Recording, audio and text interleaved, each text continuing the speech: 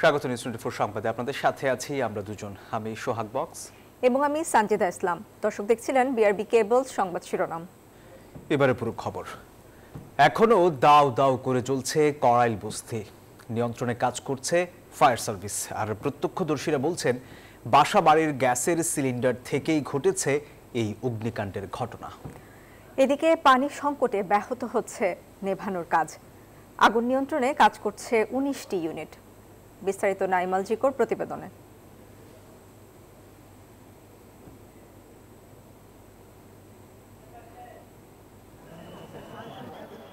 দাউ দাউ করে জ্বলছে আগুন, পুড়ছে বসতবাড়ি। আগুনের লেলিহান শিখায় পুড়ে ছাই হয়েছে বহু মানুষের জমানো সঞ্চয়, স্বপ্ন। আগুনের এই দৃশ্য করাইল বস্তির পাশেই। যেহেতু মঙ্গলবার বিকেল 5টার পর রাজধানীর করাইল বস্তিতে ঘটে এই ভয়াবহ অগ্নিকাণ্ডের ঘটনা। ক্রমশ বাড়তে থাকে আগুনের তীব্রতা। প্রত্যক্ষদর্শীরা জানান বাসাবাড়িতে গ্যাসের সিলিন্ডার থেকে ঘটেছে অগ্নিকাণ্ডের ঘটনা। আপনারা তো দেখতেই পারতেছেন না, অনেকক্ষণ যাবত হয়ে গেছে, শুধু পড়তে আছে আপাতত। ঠিক আছে, গ্যাসের সিলিন্ডার থেকে আমরা যতটুকু জেনেছি আগুনটা লেগেছে।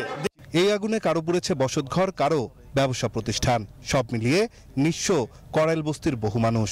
ফায়ার সার্ভিস বলছে বস্তির পশ্চিম দিকের আগুন নিয়ন্ত্রণে আনতে পারলেও পূর্ব দিকে এখনো দাউ দাউ করে জ্বলছে, যা নিয়ন্ত্রণে কাজ করে যাচ্ছেন তারা। আর আমরা এই পর্যন্ত 16টি ইউনিট কাজে লাগাতে পেরেছি, কিন্তু এটা আসলে মাঝে মাঝে ডিস্টার্ব হচ্ছে। আপনারা বুঝতে পারছেন যে আমাদের ব্রাঞ্চ পাইপগুলো ঢুকানো যাচ্ছে না, কোনো জায়গায় কেটে যাচ্ছে। এইগুলোর ঘটনা খুব বেশি হচ্ছে। তবে আগুনের সূত্রপাত বিষয়ে এখন পর্যন্ত কিছুই নিশ্চিত করে জানাতে পারেনি ফায়ার সার্ভিস। উৎসুক জনতার ভিড়ে আগুন নিয়ন্ত্রণে বেগ পেতে হচ্ছে তাদের। ঘটনাস্থল থেকে মানুষকে দূরে রাখতে কাজ করছে পুলিশ।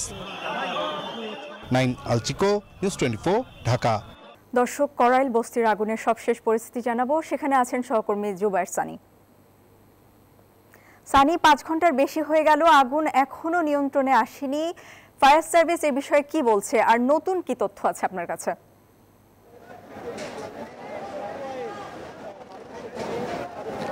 একদম সর্বশেষ তথ্য যদি আপনাকে বলি যে এখন আগুন অনেকটাই নিয়ন্ত্রণে এসেছে। আমার পিছনে যে জায়গাটি দেখতে পাচ্ছেন, এখানে কিছুক্ষণ আধা ঘন্টা আগেও দাউ দাউ করে আগুন জ্বলছিল, কিন্তু এখন সে আগুনের লেলিহান শিখা অনেকটাই কমে এসেছে, কিন্তু বিভিন্ন জায়গায় কিন্তু আগুন এখনো জ্বলছে এবং প্রচুর বসত বাড়ি পুড়ে গেছে, যেটি আমরা এখন পর্যন্ত দেখতে পাচ্ছি। এবং এটি পূর্ব অংশে কিন্তু এখনো আগুনের কিছু লেলিহান শিখা দেখা যাচ্ছে। ফায়ার সার্ভিস ধারণা করছে যে 1 ঘন্টার মধ্যে তারা আগুন পুরোপুরি নিয়ন্ত্রণে নিয়ে আসতে পারবে। তাদের এখন 20টি ইউনিট এখানে কাজ করছে। আপনি যেমনটিও সংবাদে দেখাচ্ছিলেন যে 5:30টার দিকে হঠাৎ করেই কিন্তু এখানে আগুন লাগে এবং আগুনের সূত্রপাত সম্পর্কে ভিন্ন ভিন্ন ধারণা পাওয়া যাচ্ছে।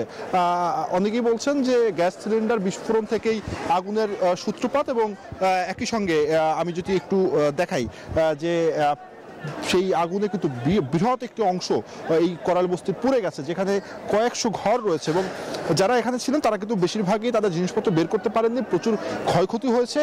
সেই ক্ষয়ক্ষতির পরিমাণ কি সেটা আসলে পরবর্তীতে যখন তদন্ত করা হবে তখন বোঝা যাবে। কিন্তু এখন পর্যন্ত আগুনের যে প্রধান কারণ হিসেবে 2টি বিষয়কেই মাথায় রাখা হচ্ছে, একটি বৈদ্যুতিক শর্ট সার্কিট, আর একটি হচ্ছে গ্যাসের সিলিন্ডার। এর বাইরে ফায়ার সার্ভিস আমাদেরকে যেটি বলেছে যে তারা যখন আসে তখন আসলে এই আগুন পুরো নিয়ন্ত্রণ করাটা তাদের জন্য কষ্টসাধ্য ছিল, কারণ এখানে সরু রাস্তায় তাদের গাড়িগুলো ঢুকতে সমস্যা হচ্ছে, একই সঙ্গে পানির সংকট তো ছিলই। এখন যদি বলি যে এখন আগুন অনেকটাই নিয়ন্ত্রণে আনা গেছে, ফায়ার সার্ভিস যেটি ধারণা করছে যে প্রায় 1 ঘন্টার মধ্যে আগুন পুরোপুরি নিয়ন্ত্রণে আনা যাবে, কিন্তু ক্ষয়ক্ষতির পরিমাণ কিন্তু অনেক। আমি খালি চোখেই যতটুকু দেখছি, যে যতটুকু চোখ যায়, পুরোপুরি ধ্বংসস্তূপে পরিণত হয়েছে আগুনে পুড়ে যাওয়া যে ঘরগুলো, এবং সেখানে বেশিরভাগই মালামাল এখানে বের করা যায়নি। যারা ক্ষতিগ্রস্ত হচ্ছেন তাদের সঙ্গে আমরা কথা বলেছি, তারা বলছেন যে যেভাবে ছিলেন সেভাবেই আসলে ঘর থেকে বের হয়ে গেছেন। শিকার জানেন যে এখানে আসলে নিম্নবিত্ত মানুষরাই থাকেন, তাদের এই ক্ষতির পরিমাণটা আসলে এখন অনেক বেশি। তো এখন যে আপডেটটি আমার কাছে রয়েছে যে আগুন অনেকটা নিয়ন্ত্রণ আনা গেছে, 20টি ইউনিট এখনো আগুন নিয়ন্ত্রণের চেষ্টা করছে। পুরোপুরি নির্বাপন করতে হয়তো বা সময় লাগবে, কিন্তু ফায়ার সার্ভিস যেটি বলছে যে 1 ঘন্টার মধ্যেই আগুন নিয়ন্ত্রণে নিয়ে আসা যাবে, এবং পরবর্তীতে আগুনের কারণ, ক্ষয়ক্ষতি কি পরিমাণে হয়েছে সে বিষয়গুলো আসলে তদন্তের পরে বেরিয়ে আসবে। তো এই ছিল এখন পর্যন্ত আমার কাছে করাইল বস্তির আগুনের সর্বশেষ তথ্য। জুবায়ের সানি, আপনাকে ধন্যবাদ। কোন পদ্ধতিতে গণভোট হবে সেই বিষয়ে বিস্তারিত উল্লেখ করে গণভোট অধ্যাদেশ অনুমোদন করেছে অন্তর্বর্তী সরকার, যার গেজেট প্রকাশ করা হবে 2 দিনের মধ্যেই। জাতীয় নির্বাচনের কেন্দ্র, ভোটার, ভোটে দায়িত্বপ্রাপ্ত কর্মকর্তা সবই একই রকম থাকবে গণভোটে। শুধু ব্যালট পেপার ভিন্ন হবে বলে জানিয়েছেন আইন উপদেষ্টা আসিফ নজরুল। আর আগামী ৫ ডিসেম্বরের মধ্যে চূড়ান্ত তালিকা নির্ধারণ করার কথা জানিয়েছেন নির্বাচন কমিশন সচিব। ২০২৬-এর ফেব্রুয়ারির প্রথমার্ধে একই দিনে জাতীয় সংসদ নির্বাচন ও গণভোট হবে বলে আগেই জানিয়েছে অন্তর্বর্তী সরকার। গণভোট কোন পদ্ধতিতে হবে তা নিয়ে একটি অধ্যাদেশ অনুমোদন দিতে মঙ্গলবার বিশেষ বৈঠক করে উপদেষ্টা পরিষদ। বৈঠকে গণভোট অধ্যাদেশের খসড়া চূড়ান্ত অনুমোদন দেয় পরিষদ। পরে বিস্তারিত জানাতে ফরেন সার্ভিস একাডেমিতে সংবাদ সম্মেলনে কথা বলেন নির্বাচন কমিশন সচিব ও আইন উপদেষ্টা আসিফ নজরুল জানান, এই অধ্যাদেশের গেজেট প্রকাশ করা হবে ২-১ দিনের মধ্যেই। যে গণভোটটা হবে সেই গণভোটটা কিভাবে গ্রহণ করা হবে এই প্রক্রিয়াটা ডিটেইল আউট করার জন্য আমরা গণভোট অধ্যাদেশ প্রণয়ন করেছি। এই অধ্যাদেশটা আজকে মন্ত্রী পরিষদের সভায় চূড়ান্তভাবে অনুমোদিত হয়েছে। আমরা আশা করছি আজকে বা কালকের মধ্যে এটা গেজেট নোটিফিকেশন হয়ে যাবে। গণভোট ও জাতীয় নির্বাচনের কেন্দ্র, ভোটার, ব্যালট, নির্বাচনী কর্মকর্তা সহ সব বিষয়ে বিস্তারিত তুলে ধরেন তিনি। সহকারী রিটার্নিং অফিসার থেকে আসা ফলাফল এটাকে পুনরাকত্রীকরণ করবেন, একসাথে করে যোগ করবেন, করে হ্যাঁ ভোট কতগুলা, না ভোট কতটা আছে উনার জেলাতে, সেগুলি আবার সব নির্বাচন কমিশনকে পাঠাবেন। নির্বাচন কমিশন আবার সেগুলি একত্র করবেন, করে হ্যাঁ ভোট কতটা পেয়েছে, না ভোট কতটা পেয়েছে এটা ঘোষণা করে নির্বাচনের ফলাফল ঘোষণা করবেন। গণভোটের বিষয়ে টানা ৩ মাস ব্যাপক প্রচারণা চালানোর কথা জানান আইন উপদেষ্টা। আর ২টি নির্বাচনের তফসিল ঘোষণাও হবে একসাথে। ওনারা যেন কোয়েশ্চেনটা বুঝেন, এই জন্য আমরা ৩ মাস ব্যাপী প্রচারণা করব। ৩ মাস ব্যাপী প্রচারণা করব। আর হচ্ছে হানা যেটা, সেখানে আপনার টিক চিহ্ন আর ক্রস চিহ্ন থাকবে, দেখে যেন বুঝতে পারেন। ইসি সচিব বলেন, প্রবাসী ভোটাররা একই খামে গণভোট ও জাতীয় নির্বাচনের ব্যালট পাবেন। গণভোটের ব্যালট একই এনভেলপে পাঠানো হবে। একটা হচ্ছে যে পার্লামেন্টারি ইলেকশনের জন্য, জাতীয় সংসদ নির্বাচনের জন্য ব্যালট পেপার, পাশাপাশি সাথে একই এনভেলপে এটা গোনার সময় জিনিসটা আলাদা করে নেওয়া হবে এবং সেই কারণে এটা ভিন্ন রঙের ব্যালট পেপার ব্যবহার করা হচ্ছে গণভোটের কারণে। আগামী ৫ ডিসেম্বরের মধ্যে ভোটার তালিকা চূড়ান্ত করবে বলে জানান ইসি সচিব। মারুফা রহমান, নিউজ 24, ঢাকা। এবারে জেরুসালেম নির্বাচনের পথে।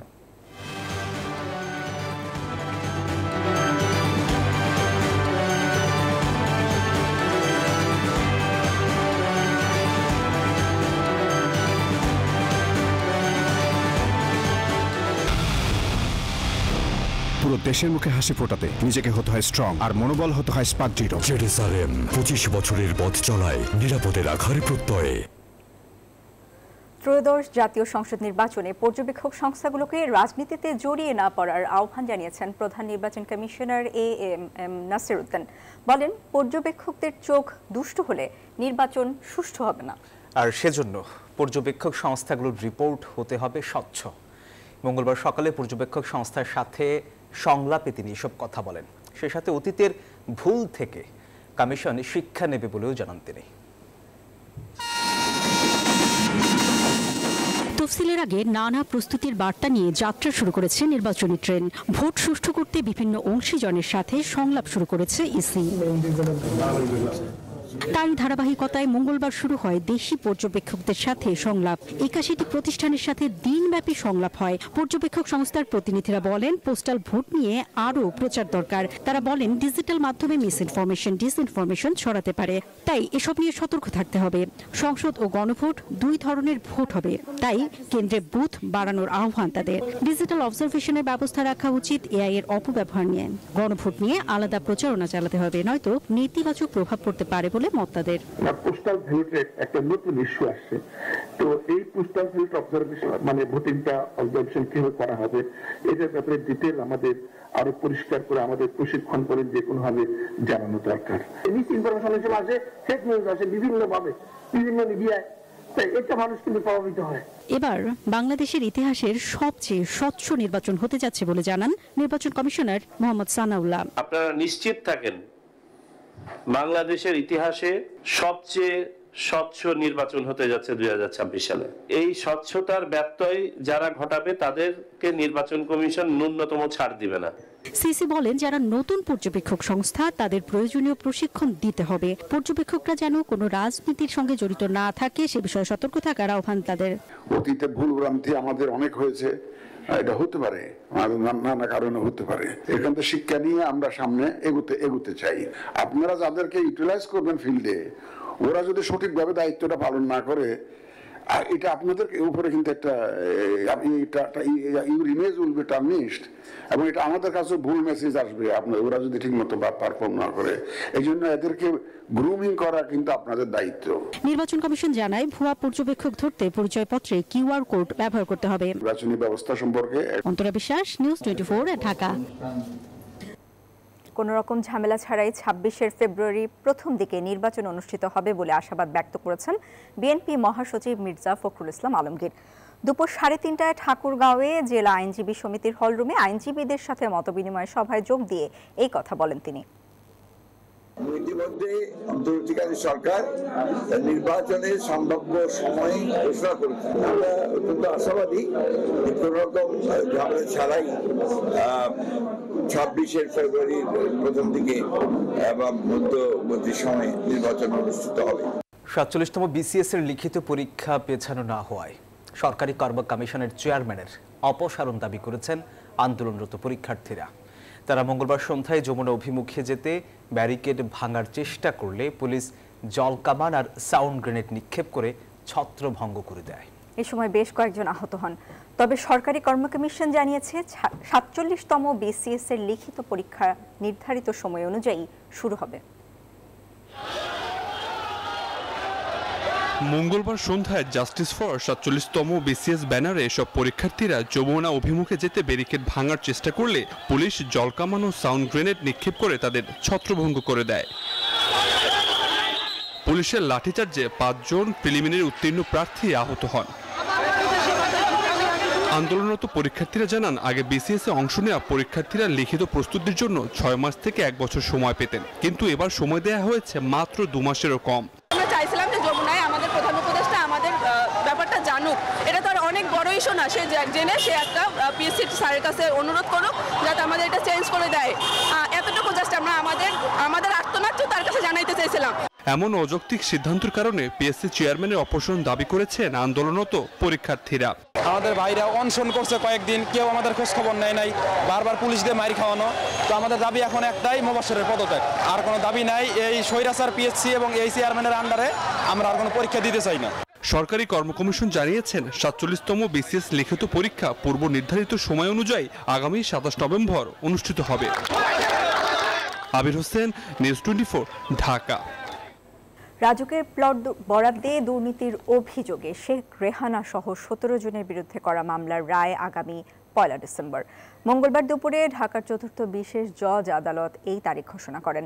শেখ হাসিনা ও তার বোন শেখ রেহানা পলাতক থাকায় তাদের পক্ষ থেকে স্টেট ডিফেন্স বা রাষ্ট্রীয় অর্থায়নে আইনজীবী নিয়োগের সুযোগ দেওয়া হয়নি। পূর্বাচল নতুন শহর প্রকল্প থেকে অবৈধভাবে প্লট নেওয়ার অভিযোগে মামলাটি দায়ের করে দুর্নীতি দমন কমিশন।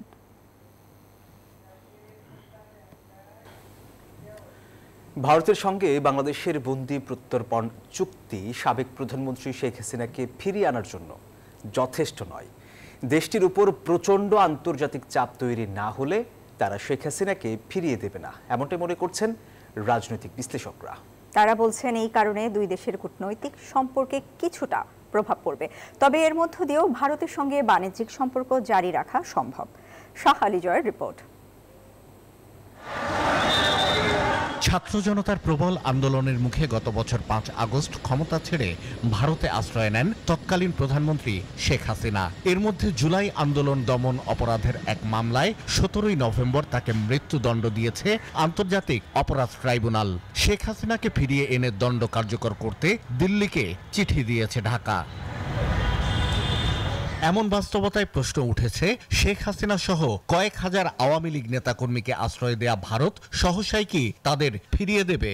এক্সট্রাডিশন ট্রিটির মধ্যে অনেক ফাঁক আছে, যে ফাঁকের ইন্ডিয়া তো এত কাছাকাছি করবে না। তাকে হাসিনাকে এমনভাবেই আশ্রয় তারা দিয়েছে ওই এক্সট্রাডিশন ট্রিটির ফাঁক ফোকর বুঝেই, যে তারা তো এটা জানি যে একসময় বাংলাদেশ তাকে চাইতেও পারে, সম্ভবত সেটার কারণেই দেবে না। তিব্বতের নেতা দালাই লামাকে বহু দশক ধরেই নিজেদের আশ্রয়ে রেখেছে ভারত। আফগানিস্তানের ক্ষমতাচ্যুত প্রেসিডেন্ট নাজিবুল্লাহর পুরো পরিবার থাকে দিল্লিতে। এছাড়া শ্রীলঙ্কার তামিল নেতা আন্নামালাই ভারত রাজা পেরুমলকেও 90 সাল থেকে আশ্রয় দিয়ে রেখেছে দেশটি।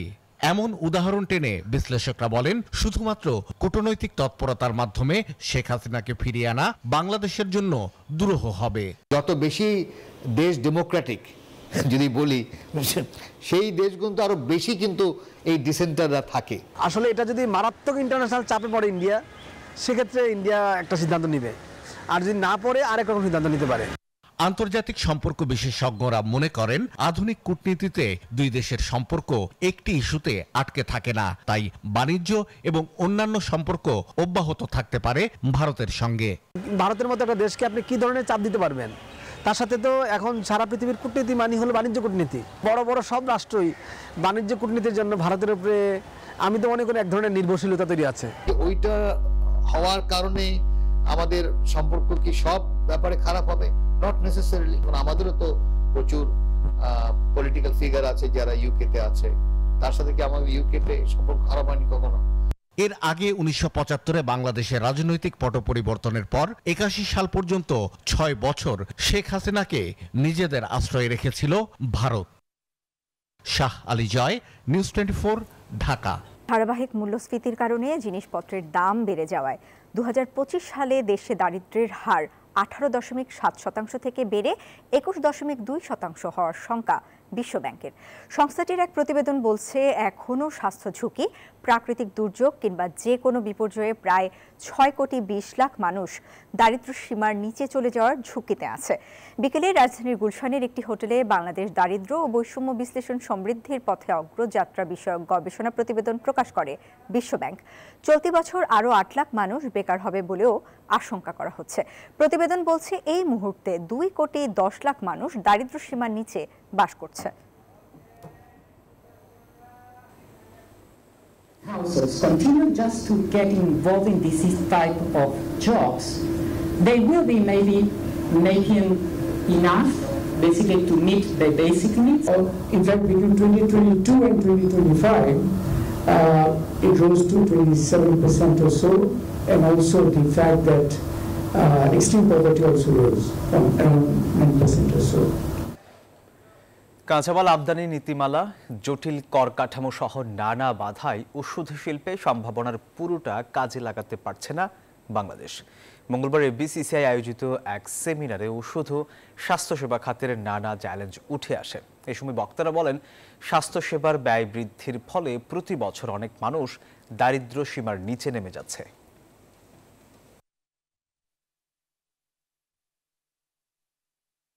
তাহলে কোথায় প্রবলেম, এটা যদি আমরা না বুঝি তাহলে ইন্ডাস্ট্রি এখানে গ্রো করবে না, আমাদের সাফার করতে হবে। তো সেই জায়গাগুলোতে আমাদের এখানে দিতে হবে ট্যাক্স, যেটা ফিনিশ প্রোডাক্ট এবং র মেটেরিয়ালসের ভিতরে যে ট্যাক্সের যে ডিসপ্যারিটি আছে সেটা ডেফিনেটলি দূর করতে হবে। আজকে 1.5 ইয়ার্স আপনার কোনো প্রাইস দেওয়া হয় না। প্রাইস দেওয়া হয় মানে মামলা হয়ে যাচ্ছে, এই মামলার কারণে এর প্রাইস দেওয়া হয় না। টি-20তে বাংলাদেশ সঠিক পথেই আছে, এমনটাই জানান বোর্ড পরিচালক আব্দুর রাজ্জাক। আয়ারল্যান্ডের বিপক্ষে টি-20 সিরিজ খেলতে চট্টগ্রামে যাওয়ার আগে বিমানবন্দরে এই কথা বলেন তিনি। বিশ্রাম কাটিয়ে বুধবার দুপুরে সাগরিকায় অনুশীলন করবে টাইগাররা। সাদা পোশাকের সিরিজ শেষে আইরিশদের বিপক্ষে রঙিন পোশাকের প্রস্তুতি। সেই সিরিজ খেলতে ইমার্জিন এশিয়া কাপ শেষে দেশে ফিরে দলের সাথে যোগ দিয়েছেন মাহিদুল অঙ্কন, পৌঁছিয়েছেন সাগরিকায়ও। সস্ত্রীক শরীফুল ইসলামও গেলেন চট্টগ্রামে। এক সিরিজ পরই স্কোয়াডে ফিরেছেন মোহাম্মদ সাইফুদ্দিনও। বেশ নির্ভার দেখা গেল তাকে। নাসুম, তানজিম সাকিবরা মিরপুরে প্রস্তুতি নিয়েছেন। যাওয়ার আগে পরিচালক আব্দুর রাজ্জাক জানালেন, বাংলাদেশ ক্রিকেট সংক্ষিপ্ত ফরম্যাটে ভালো অবস্থানে আছে। আমরা কিন্তু লাস্ট বেশিরভাগ টি-20 সিরিজ আমরা জিতেছি, কোনো না কোনো ভাবে তো জিতছে। তো জিতলে তাহলে খারাপ বলবো কিভাবে? খারাপ কেন বলছেন? খারাপ আসলে আমার কাছে ওরকম মনে হয়নি, বাট এটা মোমেন্টামের খেলা যেহেতু, তো মোমেন্টাম গুলো যাতে গ্র্যাব করে রাখা যায় বেশিক্ষণ, যে টিমের কাছে বেশিক্ষণ মোমেন্টামটা থাকে ওরাই জিতে। মোহাম্মদ আশরাফুল ব্যাটিং কোচের দায়িত্ব নেওয়ার সিরিজে সফলতা পেয়েছে বাংলাদেশ। তার অভিজ্ঞতা টাইগার ক্রিকেটের জন্য প্রয়োজন বলে মনে করেন রাজ্জাক। আশরাফুলের তো এক্সপেরিয়েন্সের কথা বললে আসলে আমাদের one of the most experience player. তো খুব স্বাভাবিকভাবে যেহেতু মাত্র একটা সিরিজ, মানে এখানে অল্প সময়ের মধ্যে বলাও মুশকিল, আসলে এইগুলো ইনক্লুশন বেশ সময় পরে বোঝা যায় যে আসলে কি ইম্প্যাক্ট পড়ছে। ফট করে একটা মানুষকে নিয়ে যে কোনো একটা কমেন্ট করে দেওয়া একটু মুশকিল, বাট আমি শিওর যে টেকনিকের থেকে প্র্যাকটিসের ব্যাপারটা আসলে হয়তো ডেফিনেটলি খাটাচ্ছে, কথা বলছে। আমি দেখি সবসময় থাকে ব্যাটসম্যানদের কাছাকাছি থাকে। বুধবার সকালে টিম হোটেলে দু দলের ট্রফি উন্মোচন অনুষ্ঠিত হবে, আর সিরিজের প্রথম ম্যাচ বৃহস্পতিবার সন্ধ্যায়। শুভদেবনাথ, নিউজ 24, ঢাকা। দর্শকের এই ছিল নিউজ 24 সংবাদে সাথে থাকায় ধন্যবাদ সবাইকে।